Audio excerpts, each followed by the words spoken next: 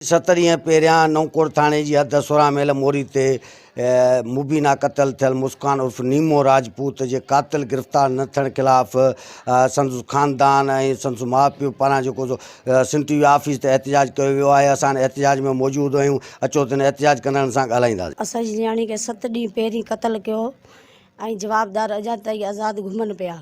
असां नेरकोट थाणे मां के फरियाद दाख़िल कई आहे, पर असां इंसाफ कोन पियो करे। सूबेदार जड़ा वा अफजर वो सरेआम घुमदा पिया वा और अगे भी एक सूबेदार सीगा, उन्हें भी साड़ा हलफनीसी की। मैं भी गई सी, मैनू भी मारन दी कतल करन दी कोशिश की। मैं जान बचा के उतों भजी हाँ। मेरा केस अजे भी नफीस थाने दे विच पिया होया वा। 7 दिन हो गए मेरी बेटी का कत्ल किया है सास और देवर ने।